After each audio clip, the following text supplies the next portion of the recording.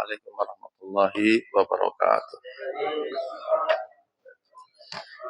Alhamdulillahirabbil alamin wa sallim wa barik ala sayyidina Muhammad mistahi wa rahmatillah adada ma fi milad salatan wa salaman daimaini bi wa ala alihi sahbihi.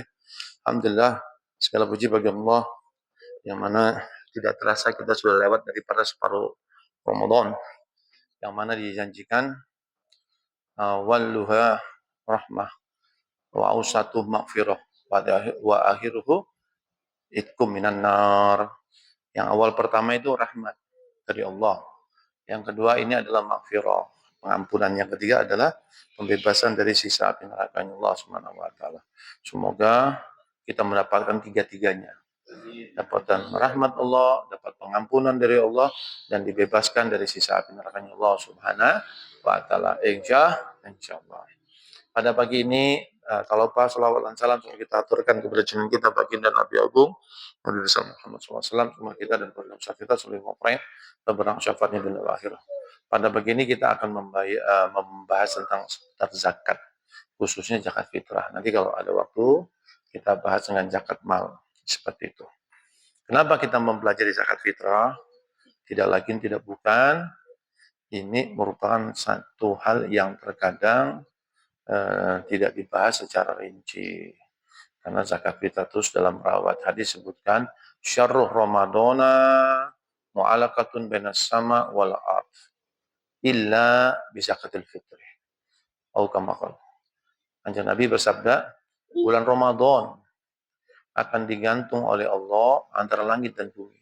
Maksudnya digantung bagaimana? Yaitu orang yang melakukan puasa di bulan Ramadan, itu kan pahalanya banyak, mudha'afun, dilipat gandakan.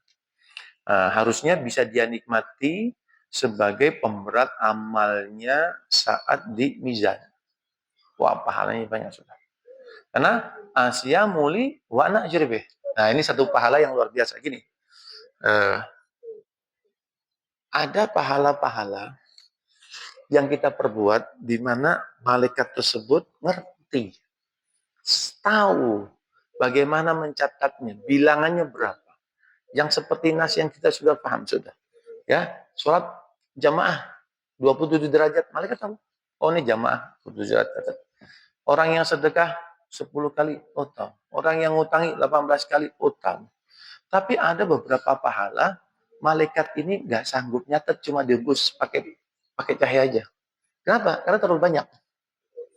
Nah, salah satu di antaranya innama yuwassabirun ajrahum bighairi hisab. Ini Quran. Sesungguhnya orang kalau sabar, maka pahalanya tanpa hitungan. Jadi kalau ada orang misalnya, sabar kan macam-macam konteksnya ya.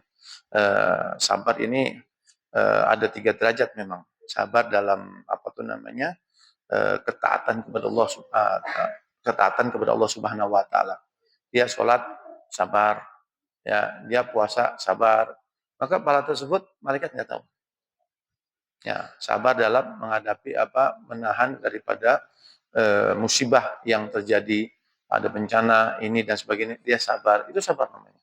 Sabar dalam keadaan untuk menjauhi larangan dari Allah Subhanahu wa taala.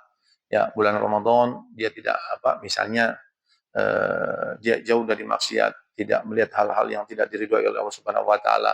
Ada kemaksiatan di depan matanya, dia memalingkan wajah dan sebagainya. Itu sabar. Ya, banyak sekali. Kita tidak sedang membahas tentang sabar tersebut ya. Tapi orang yang sabar, atau misal orangnya diganggu seseorang, dia sabar, maka pahala itu tidak bisa dicatat oleh malaikat. Karena janji Allah di Quran, bihari hisab, tanpa hitungan. Ya, cuma gelondongannya malaikat terima, oh ini orangnya sabar. Terus nanti begitu dibuka, maka dia kaget. Ini pahala Allah banyak banget. Nah, itu sabar mau di dunia. Lalu yang kedua, pahala yang nggak bisa dihitung, ya ini puasa. Muli wa ana ajribih. Puasa yang kita kerjakan ini kan untuk Allah. Wa ana ajribih. Dan aku Allah yang membalasnya. Nah, maksudnya bagaimana? Kadar puasa seseorang ini kan tergantung beda-beda kualitasnya. Ya, ada yang puasa awam, ada yang puasa khusus, ada puasa khusus lil khusus. Walaupun puasa awam ini, malaikat tetap tidak tahu pahalanya berapa, kan saking banyaknya. Puasa awam itu seperti apa tuh? Puasa orang awam ini kebanyakan umumnya yaitu puasanya Cuma hanya sekedar tidak membatalkan pahala puasa tersebut secara zahir. Istilah tidak makan, tidak minum, mohon maaf, tidak berhubungan suami istri, dan hal-hal lain yang tidak membatalkan puasa. Contoh, habis sholat subuh, sudah langsung gaspol, pasang alarm menjelang duhur. Apa? Turu. Turu ibadah. Ramadan ibadah. Ya. Gaspol sudah, sudah ya. Pakai gigi 5 langsung. Sudah madek-madek. Duhur baru bangun. Habis duhur, sampai bangun. Setelah itu Pak, gaspol meneh. Meneh sampai menjelang asar. Nah, habis asar, sibuk apa? Cari takjilan. Wah, takjilan di sini lagi. Ini awam. Yang fardunya dikerjakan. Pahala itu pun banyak pahalanya. Kalau puasa khusus itu bagaimana puasa khusus? Puasa khusus itu adalah orang yang waktu bulan Ramadan dia mengisi dengan amaliyah bahkan lebih dari tahun lalu. Dia angan-angan, tahun lalu saya cuma sanggup sholat dua rakaat. Tahun ini Ramadan saya mestinya 4 atau 6 atau 8. Tahun lalu saya cuma 1 kali khatam. Tahun ini mestinya 1,5 atau 2 kali khatam. Nah, tahun lalu saya ini kurang sedekahnya. Tahun ini saya akan memperbanyak sedekah dan sebagainya, seperti itu. Khusus. Itu jauh lebih banyak lagi. Malaikat lebih nggak tahu lagi. Dan khusus ini adalah orang tersebut, orang yang paling puncak punya puasa khusus, maka sekejap pun dia tidak pernah hatinya lupa kepada Allah Subhanahu wa taala. Sehingga dia lupa puasa. Asik beribadah sehingga waktu yang digunakan untuk ibadah kurang. Seperti apa yang dilakukan oleh Habib Abdullah bin Husain bin Tahir. Beliau ini kalau menjelang puasa Ramadan, mesti istrinya, anaknya dikumpulkan. Di sini ditanya istriku, kamu bulan Ramadan besok ini apa yang mau kerjakan?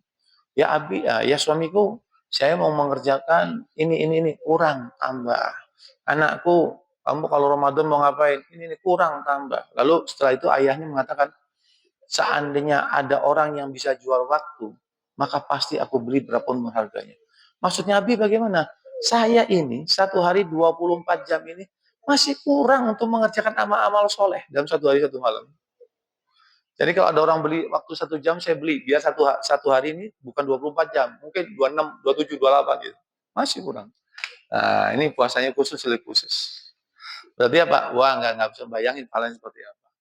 Nah, puasa ini apa? Pahalanya banyak. Ya awam aja banyak kok. Karena somtu sa'imun tasbihun wa naumuhu ibadatun wa amalu mudha'afun. Diamnya orang berpuasa diganjar seperti baca tasbih. Ini jenengan nih diam ini. Seperti baca tasbih. Subhanallah, subhanallah, subhanallah. Dia tidurnya tadi pahala.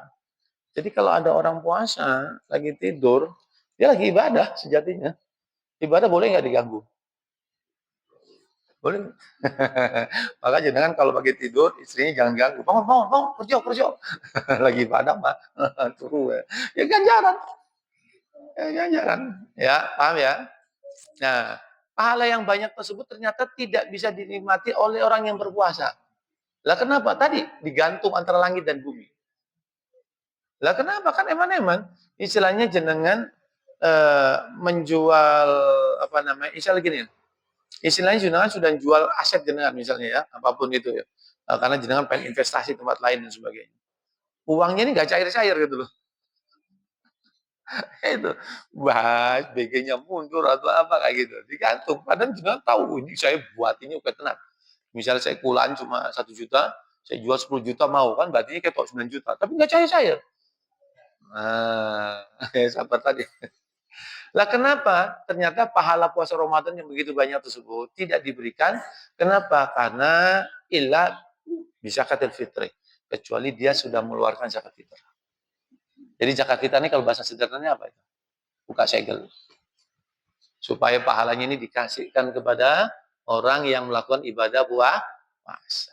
Nah sekarang kalau kita mendengar hadis ini maka kita mengatakan, tenang setiap tahun kita bayar zakat fitrah. Ya memang benar. Tapi permasalahannya seluruh ibadah ada apa? SOP-nya. Ada apa? Syarat rukunnya. Jadi kalau syarat rukunnya nggak sesuai, ya nggak sah. Kalau nggak sah bagaimana? Ya nggak diterima. Kalau nggak diterima, ya sudah. Dia seolah-olah bayar zakat fitrah, tapi di sisi Allah dia tidak bayar zakat fitrah. Seperti sholat aja lah. Suruh sholat sama niatun. Syaratnya sholat ada 8. Itu salah satunya nutup aurat. Coba ada orang sholat 1000 rakaat pakai celana pendek dan dengkulnya kelihatan. Ya nggak sah. Berarti seolah-olah seperti apa? Loh, di sini kan berulang kali toh. Ada bukan anak kecil lagi sudah.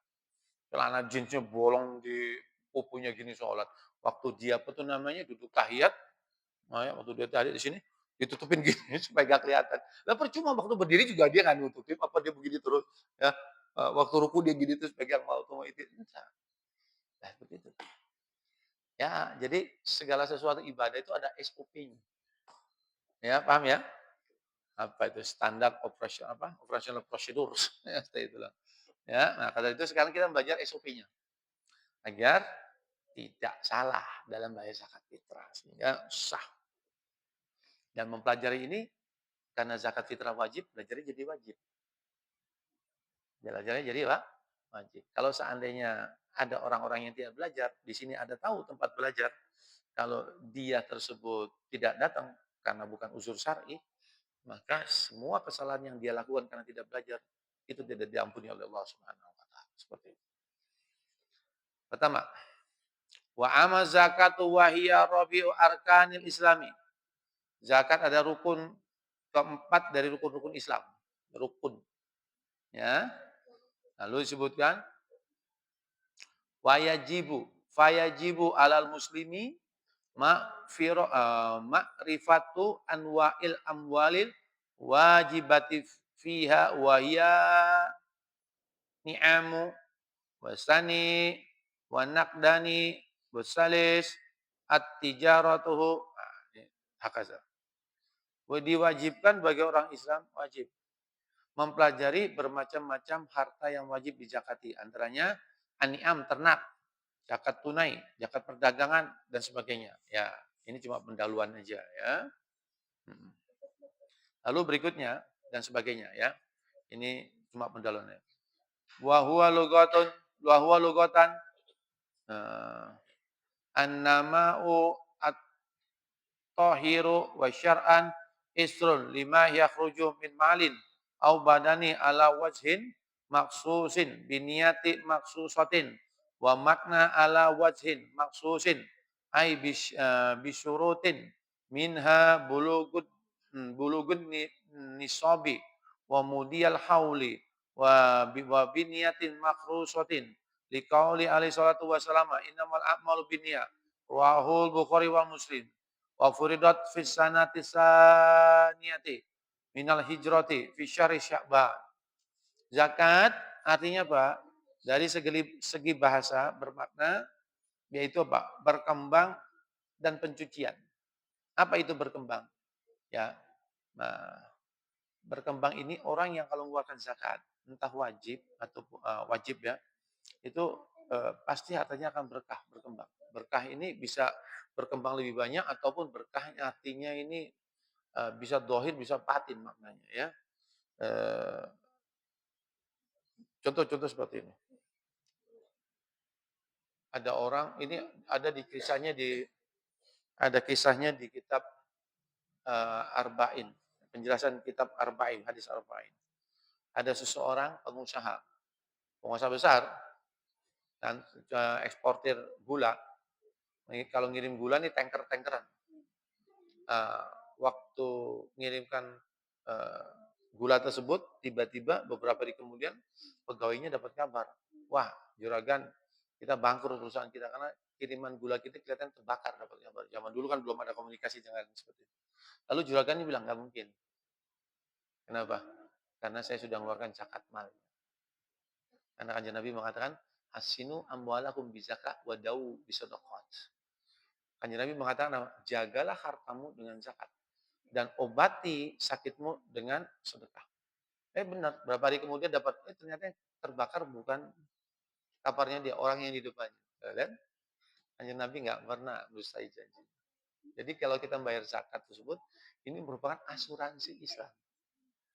Jadi asuransi Islam ini kalau kita bayar zakat, otomatis harta kita dilindungi. Nah itu dia. Nah, kalau kita kan asuransinya bukan zakat, sinarmas. Nah itu. Sampai nyawa ya di asuransi. Nah kalau kita mau dilindungi dari balak musibah semua, bayar zakat. Nah, itu dia ya. Seperti itu. Ya, jadi kita dapat keberkahan dari bayar zakat tersebut apa? Harta kita ini dilindungi. Lalu apalagi akan bertambah. Mana malun min sodakatin baliasdat, baliasdat, baliasdat. Nah, disebutkan apa kanjeng Nabi? Tidak mungkin harta seorang ini yang dikeluarkan bersedekah di jalan Allah akan berkurang. Tidak mungkin. Baliasdat, baliasdat, baliasdat. Bahkan apa?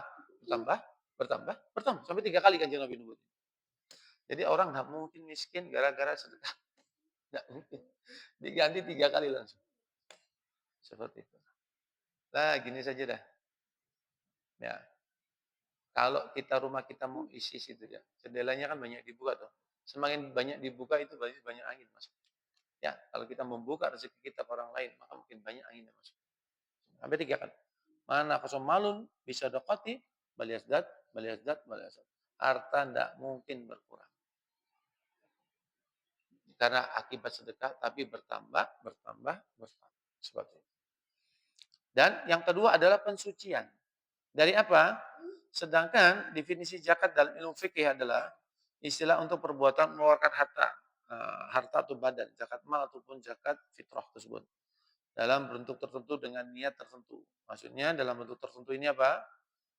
Ada syarat-syaratnya, mencapai nisab, haul 1 tahun, dengan niat tertentu. Karena hanya Nabi mengatakan innamal a'malu binniyat, sesungguhnya setiap amal disertai dengan niat. Zakat ini mulai diwajibkan pada tahun kedua setelah peristiwa hijrah di bulan Sya'ban. Jadi zakat ini belum ada di periode Makkiyah, adanya di periode Madinah, ya, tahun kedua setelah hijrah. Nah, itu dia. Ya. Nah, di sini dibahas tentang bagaimana zakat unta, sapi, kambing, emas, perak, bakat tambang, pertanian, dan sebagainya. Ini kita tidak membahasnya. Yang kita bahas sekarang adalah zakat fitrah. Itu ya. Hmm. Ya. Ya. Sumiat bizalika li'annaha tajibu indal fitratin nasi min somin ramadana wa tusamma zakatal fitrih bimakna al-khalaqati wa tusamma zakatil badani li'annaha kama fil hadis zakatul fitr taharatun lil siyami minar rofasi wa ta'mahu lil fuqara'i wal miskini akhiru Abu Dawud wa Ibnu Majah hukmu wajibatun bil ijma'. Ya, disebutkan dinamakan zakat fitri karena diwajibkan pada saat manusia setelah menjadi suci dikarenakan puasa bulan Ramadan. Dinamakan zakat fitrah karena bermakna al-khilqah, artinya suci. Dinamakan pula zakat badan karena seperti disebutkan dalam hadis, zakat fitrah penyuci bagi orang yang berpuasa dari segala kotoran dan makanan bagi orang yang fakir dan miskin. Riwayat Abu Daud, Ibnu Majah. Hukum zakat fitrah adalah wajib menurut kesepakatan seluruh ulama. Jadi nggak ada perbedaan. Jadi salah satu fungsi zakat fitrah tadi, selain bisa membuka segel kita dapat pahala, kunci tersebut, kedua sebagai pensuci diri kita. Dari apa? Segala kotoran. Dari segala apa? Segala dosa. Kita makan barang haram, ya kita makan haknya orang lain, ya tidak sempurna puasa kita, nah itu dia. Ya. Lalu kita yang mempelajari sekarang waktu. Uh, Waktu wujubil bit itraqi juz'in minas sawali wa yakuna syaksu mawjudan mutassifan bi syuruti wujubi inda ghurubi syamsi lailatul id. Sekarang pembahasan kapan kita mengeluarkan zakat fitrah? Yaitu ada 5 waktu. Waktu pertama yang diwajibkan. Waktu wajib. Jadi nggak boleh dihindarin. Wajib. Kalau lalai, dosa. Pada saat yaitu mencapai sebagian Syawal, yaitu pada saat seorang itu ada memenuhi syarat wajib mengeluarkan zakat saat tenggelam matahari di malam Idul Raya. Saat wajib itu apa? Begitu malam takbiran itu. Allahu Akbar, Allahu Akbar. Itu saat wajib zakat fitrah. Sampai kapan? sampai sampai sebelum apa namanya, sebelum sholat subuh. Itu wajib. Jadi malam takbiran itu wajib, sudah wajib sudah. Ya, jangan menunda-nunda lagi. Lalu berikutnya, waktu fadilati yaumal id ba'da tulu'il fajri wa qabla sholatil id.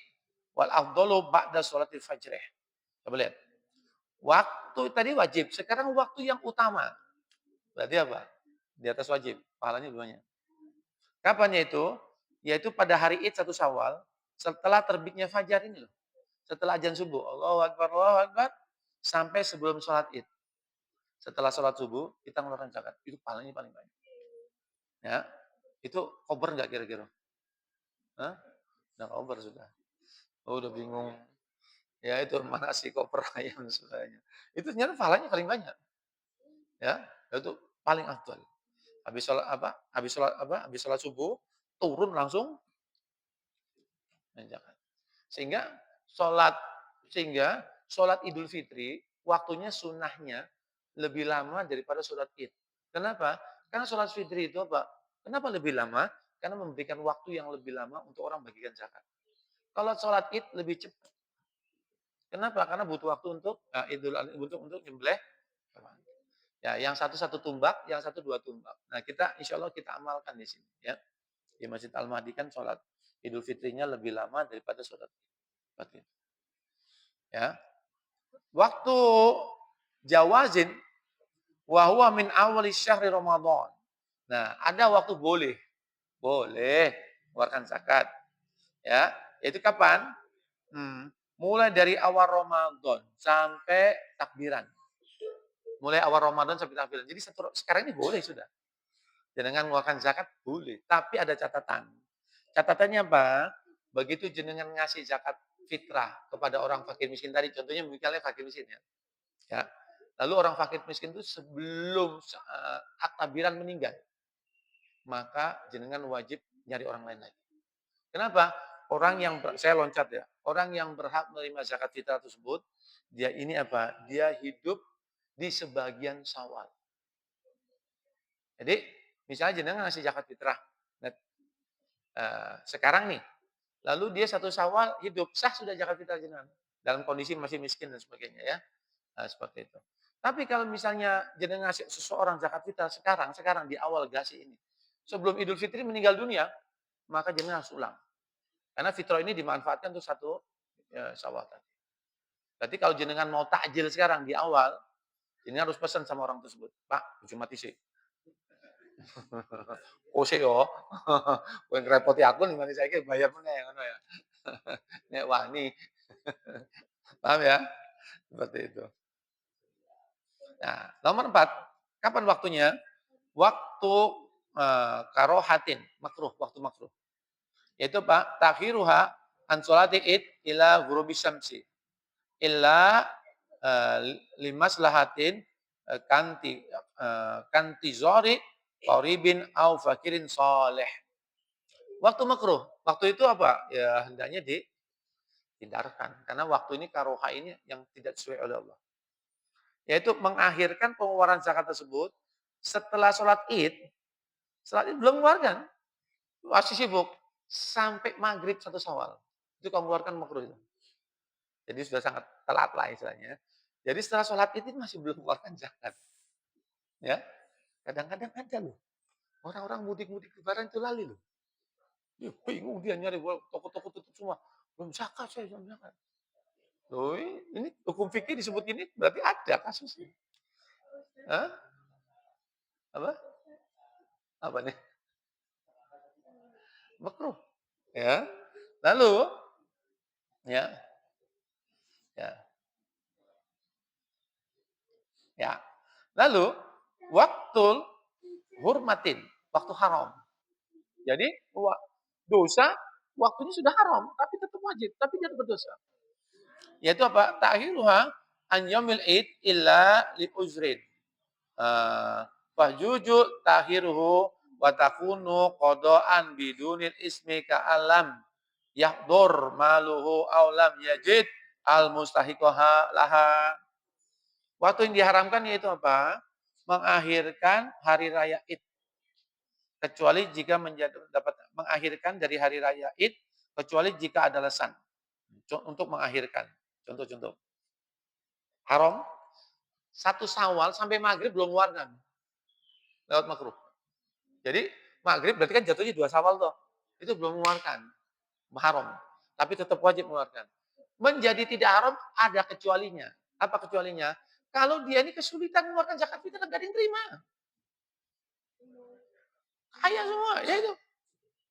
Misalnya jenengan tinggal di Swiss misalnya, DW misalnya. Ayo, boleh orang Islam. Misalnya loh ya, misalnya loh. Wangil, di Singapura orang Islam yang makin miskin ada nggak? Ada juga. Tapi lebih banyak mana Indonesia sama Singapura? Nah, ya itu. Kan nggak semudah Indonesia toh. Jenengan kan udah milih-milih sendiri ya enggak? Eee, kan lebih sulit. Ya nggak, lebih sulit nyarinya. Nah, jadi banyak jadi fikih ini mengatur. Jadi kecuali kalau kita nggak bisa, maka diakhirkan yang sampai ketemu gitu, maka nggak dosa. Dengan kesulitan apa? Sulit untuk mencari orang yang berhak menerimanya. Pasti Islam, ya. Seperti itu. Paham ya, Saudara ya? Nah, itu dia waktu. Ya. Nah, waktu sekarang kita sudah pahami. Ya. Lalu, siapa orang yang wajib zakat fitrah tersebut? Ya. Ya, sebutkan atroka juz'an min ramadhana wa juz'am min syawal. Bihilafi man mata qoblal gurubi lailati idid wa au ulidat ba'dahu wala yajibu ikhrajiha anhu. Nah, siapa sih orang yang wajib zakat fitrah? Ya, tentu pasti muslim ya caranya. Yaitu orang yang pernah hidup di selama Ramadan dan sebagian Syawal. Contoh, ada orang ini hidup begitu dengar azan, Allahu Akbar, meninggal dunia. Wajib dikeluarkan zakat fitrah. Karena dia sudah ketemu Syawal. Tapi ada orang, misalnya 5 detik sebelum maghrib 1 Syawal meninggal, nggak wajib. Karena dia nggak ketemu Syawal. Ada ibu-ibu hamil. Hamil, begitu dengar azan maghrib, ya, azan maghrib, lahir. Bayinya nggak wajib zakat. Kenapa bayinya nggak ngalamin Ramadan? Tapi ada ibu-ibu 5 detik sebelum azan 1 Syawal, bayinya keluar. Nah, wajib kenapa? Bayinya ini hidup di bulan Ramadan dan Syawal ngalami. Paham ya? Jadi harus ngalami 2 bulan. Jadi kalau ada orang yang mau menghindari zakat, ya pastikan sebelum Syawal meninggal dunia. Itu gak wajib. Kalau mau ya. Terserah jenengan sudah. Ya, paham ya? Jadi itu. Jadi harus mengalami 2 bulan. Ya, seperti itu. Nah, berikutnya yang kedua. Sekarang kalau jauh jatin wa waladin sohirin au kabirin ajizin anil kasbi wa abin wa ummin. Nah, untuk kita sebagai suami, siapa sih yang wajib sebagai suami untuk mengeluarkan zakatnya tanpa izin? Saya pasti wajib mengeluarkan untuk zakat fitrah sendiri. Istri kita wajib kita keluarkan zakat fitrah tanpa izin. Jadi istri itu enak, ya menang-menang wae pokoknya udah dikeluarkan zakatnya. Kita bisa meniatkannya. Nawaitu an ukhrija, ini bahasa jauhnya ya. Saya niatkan zakat fitrah untuk atas nama istri saya. Fardu lillahi ta'ala selesai. Istri menang-menang wae terserah sudah. Jadi istri itu paling enak. Wis pokoknya nggak usah mikir zakat fitrah. Kalau nggak dikeluarin, susah bujuni. Betul. Lalu siapa lagi yang wajib kita keluarkan? Yang tadi sudah saya sebut, yaitu kalau seorang ayah mempunyai anak belum balik. Ini loh. Ini bapaknya wajib mengeluarkan. Saya niat mengeluarkan zakat fitrah atas nama anak saya Fulan bin Fulan atau Fulani binti Fulan. Sudah selesai. Tapi bagaimana perlakuannya anaknya sudah balik? Anaknya sudah balik dulu. Ya.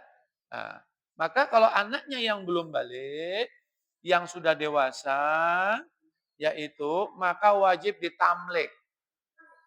Tamlik ini gini. Tamlik ini gini. Misalnya, oh anak jenengan siapa namanya? Hah? Nagata. Apa Nagata? Eee, maka ayahnya mengatakan gini, "Mas Nagata, eee ayah mau tamlik." Tamlik ini gini, "Ini saya kasih beras buat kamu. Hmm, kamu mau mengeluarkan zakat fitrah sendiri atau mau ayah keluarkan?" "Saya sendiri saja ayah." Maka beratnya dipegang, ini urusan niat nanti di belakang ya. Nanti, dia bisa meniatkan, kan kalau sudah dikasih kan hartanya dia, ya. Atau dia kalau seandainya dia mampu, maka dia pakai uangnya sendiri dan sebagainya, dikeluarkan zakat fitrahnya bisa diniatkan saat itu ataupun saat menyerahkan, ini nanti kita bahas niat, selesai. Yang tidak diperbolehkan, kalau anak sudah balik, ya, misalnya anaknya lagi di Medan di sini, tanpa izin anaknya yang sudah balik. Tiba-tiba bapaknya sudah mengeluarkan zakat fitrah atas tanpa izin. Anaknya juga mengeluarkan zakat fitrah. Kenapa? Merasa pasti ayahnya mengeluarkan, tapi tidak ada izinnya. Maka kalau tanpa izin, maka tidak sah karena dia sudah balik. Jadi kalau anaknya sudah balik, maka untuk mengeluarkan zakat fitrah izin. Ini yang paling penting, izin. Jadi tanya, apalagi anaknya sudah mampu. Nah, diingetin aja keluarkan zakat fitrah lu ya. Seperti itu, ya. Ya, ya. Terus kalau ayahnya gini, "Pak, ya aku sibuk ya, tolong keluarkan." "Ya wes, izinkan ya." "Ya, ya, saya kasih izin untuk ayah untuk mengeluarkan zakat fitrah." Ya sudah, "Mana duitnya?" "Ini." Kalau dia mampu, kalau nggak mampu, "Ini tak kasih duit." Lalu duitnya punya dia, "Ya, ini tolong kan beli beras dan sebagainya, tolong diniatkan." Itu bisa. Nanti saya akan niatkan. Atau anaknya beli sendiri, meniatkan, dikasih ayahnya untuk disebarkan. Udah gitu. Intinya apa? Seorang ayah tanpa izin wajib meniatkan untuk siapa? Istrinya dan anak-anaknya yang belum balik. Tapi kalau anaknya sudah balik, maka untuk mengeluarkannya harus pakai izin. Lalu bagaimana?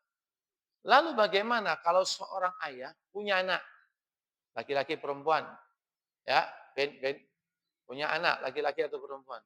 Anaknya sudah nikah, anak nikah, ya. Dan belum mampu anaknya. Udah nikah tapi belum mampu. Kan ada aja kasus gitu ya, naudzubillah min dzalik ya. Maka apa? Si ayah tidak wajib mengeluarkan karena dia sudah nikah. Kalau sudah nikah terputus sudah. Maksudnya terputus ini tidak ada, bukan jalur wajib nakah. Tetapi kalau ayahnya mampu, anaknya tidak mampu, sudah nikah, maka ayahnya boleh mengeluarkan zakat untuk anaknya tersebut. Karena bukan bukan jalur wajib nafkah. Maksudnya. Nah, ini saya kasih zakat, nanti dia terima, dia keluarkan zakat. Seperti itu. Karena dia udah bukan tanggungannya lagi, sudah terputus karena sudah nikah. Baik anak laki-laki atau perempuan. Paham ya? Lalu berikutnya, masalah babul niat. Ini penting. Kita sebagai orang tua boleh meniatkan gabungan untuk siapa? Untuk jalur wajib nikah. Misalnya, ini beras saya, beras istri saya, berat anak saya yang misalnya belum belum balik. Kita kumpulkan, kita niat, saya akan niatkan zakat kita untuk saya, untuk istri saya, untuk anak saya yang belum balik misalnya seperti itu. Tetapi begitu anak kita sudah balik, untuk meniatkannya jangan dicampur. Jangan dicampur. Misalnya dengan Pak Umar misalnya, anaknya dua toh, ya enggak? Eh, jenengan mencampur antara jenengan dengan istri berasnya, tapi anak jenengan jangan dicampur. Karena niatnya sendiri-sendiri. Paham? Ya.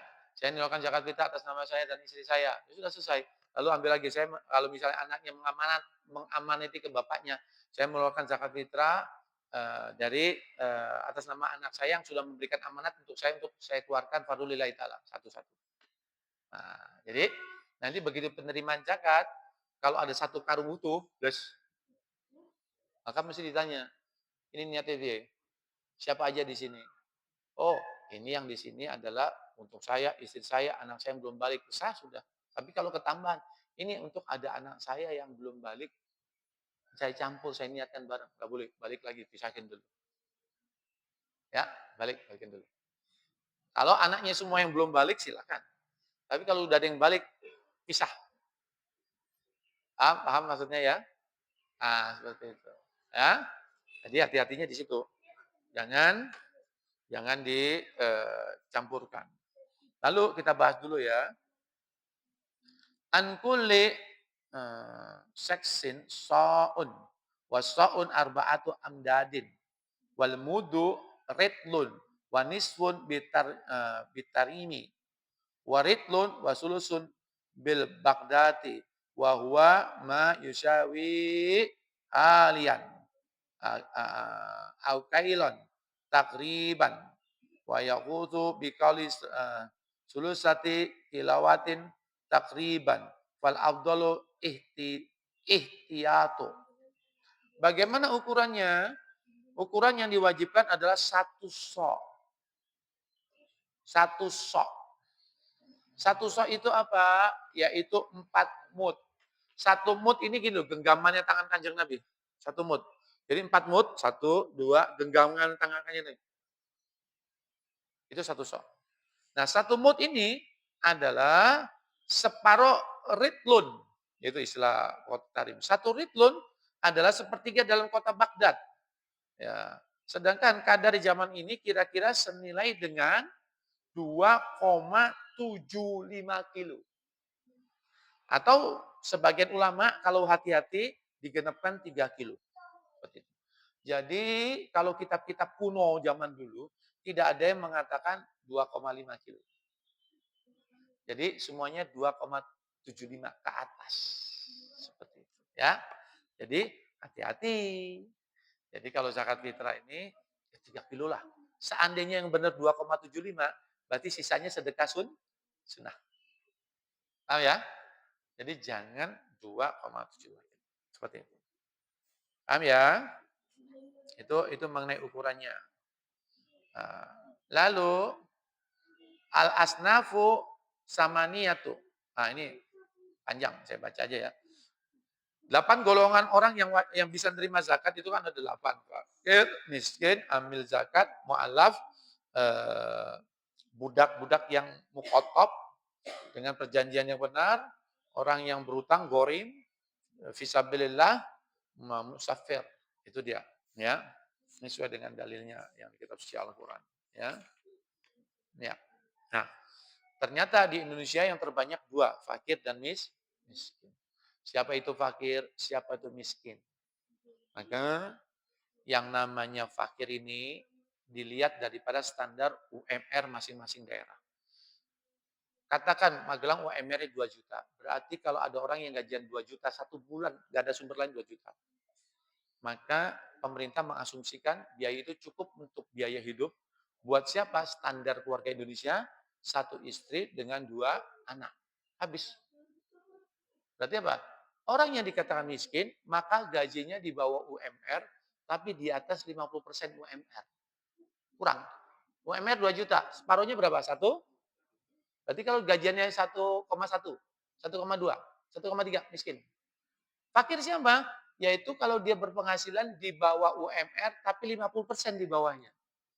Berapa? UMR-nya 2 juta, separuhnya 1 juta. Dia penghasilannya 200 ribu, 300 ribu, 400 ribu, itu fakir itu namanya. Paham ya? Nah, angka ini adalah angka asumsi yang dibuat oleh pemerintah. Tapi kalau kenyataannya, biasanya kalau orang UMR itu udah miskin.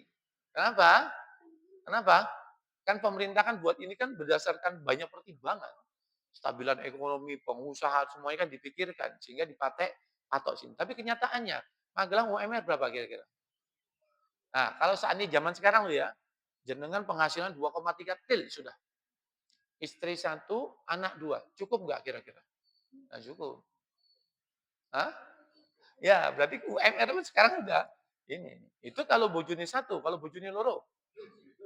Wah, berat lagi ya, Pak. Wah, ini udah mesem-mesem kawin. Mesem-mesemnya putus harapan, nggak mungkin jadi ini. Ya, paham ya maksudnya ya? Berarti kalau anaknya makin banyak, berarti kebutuhannya makin banyak. Berarti standarnya itu relatif, UMR ini relatif. Jadi tergantung situasi dan kondisi berapa jumlah keluarganya tersebut yang ditanggung. Paham ya? Nah, itu dia. Jadi, pastikan kita bisa melihat orang tersebut kondisinya fakir miskin seperti apa. Ya, dari penghasilan seperti itu. Paham ya? Nah, ini masih banyak pembahasannya. Tapi yang paling intinya tadi, yaitu apa? Ya. Menurut mazhab Imam Syafi'i tidak boleh memakai uang. Mesti makanan pokok karena kultil balad, makanan pokok setempat. Seperti itu. Kalau pakai uang bisa tapi jalurnya ruwet. Dia bawa uang maka ke panitia. Ini yang ada nih panitia ya. Kalau misalnya dia mau ambil, dia pergi ke badan-badan Basnas sebagainya yang ditunjuk pemerintah. Lazis MU, Lazis NU. Nah, itu tuh perwakilan. Itu Basnas boleh. Tapi kalau yang mendadakan ini semua panitia semua. Jadi dia harus mewakil. Ya fulan, panitia Masjid Al-Mahdi, saya akan mewakilkan kepada Anda, saya kasih uang untuk diberaskan, dan untuk diniatkan, dan untuk didistribusikan. Saya terima wakilnya, untuk saya beraskan, untuk saya niatkan, dan untuk saya distribusikan. Repot. Ininya repot. Panitianya repot. Ya kalau hafal, kalau nggak hafal bagian dari catat. Upah sudah. Yang paling enak, panjenengan beli beras, niatkan, sampai sini sudah dikasih, wis nanti tinggal disalurkan. Wis gitu aja. Jadi sesuatu yang sederhana ini jangan dibuat bulat. Ya paham ya? Seperti itulah. Jadi jenengan niatkan, pokoknya jenengan boleh meniatkan tanpa izin karena memang itu jalurnya untuk istri sendiri, anak-anak yang belum balik. Tapi kalau anak yang belum balik, minta izin sama anaknya kalau mau diniatkan. Lalu bagaimana yang terbalik? Anak-anak belum balik. Misal jenengan punya anak yang belum balik, jenengan kasih beras. Bagaimana nak? Mau bapak niatkan atau niat sendiri? Bapak niatkan saja. Saya niat mengeluarkan zakat fitrah atas nama anak saya yang sudah mewakilkan saya untuk meniatkannya. Ya, itu. Tapi yang bagus bagaimana? Suruh niat sendiri latihan. Nah ini uangnya, karena belum mampu loh ya. Ini uangnya, ini berasnya. Niatkan, ayo niatkan. Dan niatkan jangan ambil tinggal ngasih aja ke panitia sudah selesai. Jadi biasakan anak kita sekarang sudah mandiri yang sudah balik untuk meniatkan sendiri. Kalau belum punya uang, uangnya kasih kita. Ya, uangnya kita kasih. Paham ya? Kita kasih, tulis, niatkan. Uangnya selesai sudah. Ya, paham ya? Allahu a'lam bishawab. Mudah. Tapi kadang-kadang saya menemui berulang kesalahan. Bukannya kita cerewet, tapi apa? Hati-hati. Daripada nggak sah. Nah, kalau yang tahu nggak kasih tahu jadi repot, nanggung. Pahala Ramadannya ketahan. Allahu a'lam bishawab. Ada yang ditanya? Monggo silakan. Gimana? Hah? Oh, ini jadi saya, nah ini terjadi mungkin bukan armada ya. Istilah gini. Ada satu daerah tersebut mohon maaf, dia pemberi zakat tapi dia juga wajib menerima zakat. Kan orang fakir miskin juga wajib mengeluarkan zakat. Ya, ya. Jadi misalnya ada satu kampung, ini fakir miskin semua. Dia mengeluarkan zakat tapi dia juga menerima zakat. Seolah-olah kayak ijol-ijolan ya enggak? Nah, lalu bagaimana? Ya, kalau keadaan seperti itu, maka seorang suami mengeluarkan zakat, itu orang suami itu tidak boleh memberi zakat orang yang wajib dinafkahi. Siapa? Istrinya nggak boleh. Saya mengeluarkan zakat ke istri saya nggak boleh. Misalnya ada pasangan suami istri fakir miskin ya. Istrinya miskin, suami miskin. Suaminya mengeluarkan zakat untuk istrinya nggak boleh. Karena dia kan jalur wajib nafkah. Nah, tapi kenyataannya kadang-kadang zakatnya si suami diterima oleh istri. Loh kok bisa? Ya, karena salah pendistribusian. Biasanya gini loh, satu kampung ya, fakir miskin. Si suami mengeluarkan zakat buat sekian 3 kilo, istri 3 kilo. Ya. Lalu dia punya anak yang belum balik, katakannya 3 kilo katakan. Nah, wanita itu apa? Iseng. Oh, ini berasnya ini warna-warna ini. Oh, lebih bagus diseragamkan we, dicumplak sama panitia dicampur. Ya, begitu dicampur, maka si yang suami istrinya dikasih kartu girik. Dibungkusin ulang lagi, diukur sama. Begitu dikasih kartu kredit, suami tersebut ngambil, ini hak kamu. Ya. Nah, kira-kira setelah dicampur, yang dicampur kan jadi rata. Berarti kira-kira ada nggak zakatnya dia sendiri yang balik ke dia sendiri? Pasti ada. Ada nggak zakatnya dia masuk ke istrinya? Ada pasti. Jadi ini yang menyebabkan tidak sah karena Pak zakatnya balik kepada diri sendiri atau balik kepada siapa? keluarga yang menjadi jalur wajib nah. Nah, bagaimana kalau mau dicampur? Silakan dicampur, pastikan baginya bukan di desa itu, kasih orang lain misalnya. Paham? Ya, yang paling aman disebut kalau daerahnya itu menyatakan zakat balik, dikasih nomor. Dari bapak ini satu 2 ini punya si istrinya ini. Jadi punya bapak ini kasih tetangga orang lain, punya istri kasih tetangga lain kasih dia.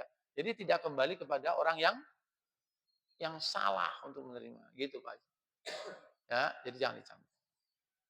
Nah, kalau kita sendiri mau mencampur, boleh mencampur kalau jenengan nyerahkan khusus untuk siapa? Untuk jenengan, istri dan anak yang belum balik. Tapi anak-anak yang sudah balik jangan dicampur. Wes ngono. Kalau mau lebih afdolnya lagi, jangan dicampur semua. Buat saya sendiri, istri saya sendiri, anak saya sendiri, diniatkan sendiri-sendiri silakan. Istri kalau mau niat sendiri boleh. Kalau anak yang belum balik tidak boleh niat sendiri. Karena kobatnya belum cukup. Ini nih, niat, nggak boleh. Kalau mau niat boleh nggak apa-apa, tapi orang tuanya wajib meniatkan ulang. Ini cuma buat belajar aja. Seperti itu. Ya, itu. Gimana Mas Agung? Salam Allah. Seandainya penerima zakat itu fakir miskin, itu yang nggak terima hanya kepala keluarganya saja atau boleh seluruh anggota keluarganya itu juga? Yang tidak boleh menerima, ini ada perbedaan pendapat. Yang tidak boleh menerima, ayah fakir miskin, istri fakir miskin, anak ya otomatis fakir miskin. Ya, ini yang paling afdol, yang menerima itu adalah si ayah sebagai kepala rumah tangga. Toh. Yang tidak boleh, yang pasti tidak boleh adalah yang menerima anaknya yang belum balik.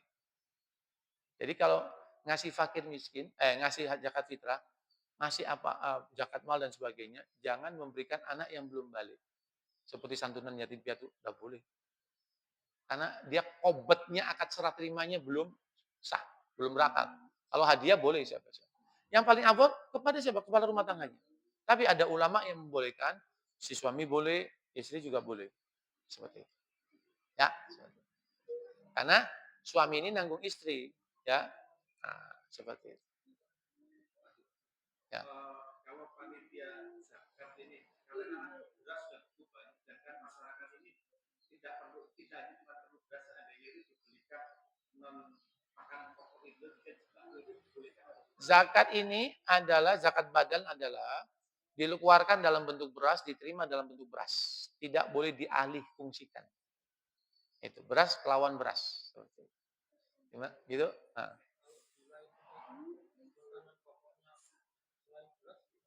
Ya, kutil balat.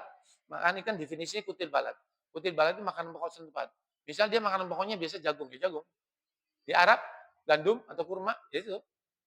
Kalau ya seperti itu, terserah makanan pokoknya, Mbak.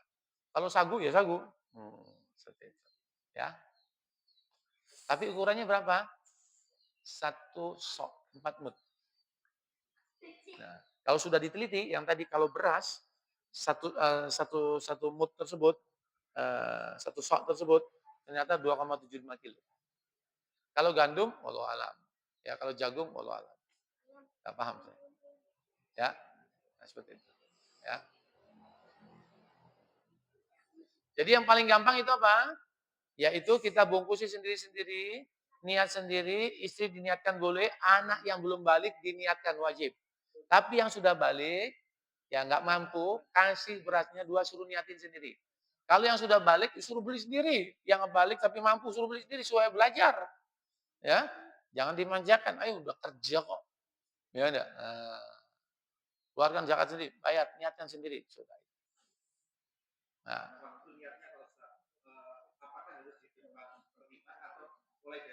ya, niat ini saat berasnya sudah ada, itu sudah boleh diniatkan tanpa perlu diulang. Yang paling afdol saat menyerahkan, tapi semuanya boleh. Yang paling tinggal derajatnya aja. Ya, kalau jenengan mau memberikan langsung sendiri, monggo langsung diniatkan boleh. Tapi sebelum diserahkan diniatkan pun sudah boleh. Jadi saat di sini sudah tidak dibimbing untuk niat kembali. Kecuali kalau memang tidak bisa meniatkan, maka dibimbing untuk diniat. Seperti itu. Ya. Nah, tanggalnya sudah tertentu, tinggal tanggal berapa saya lupa kalau salah. Dibagikannya hari Sabtu. Didistribusikannya kita hari Sabtu. Ya, lupa saya.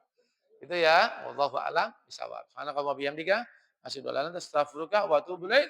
Shallu ala nabi. Oh.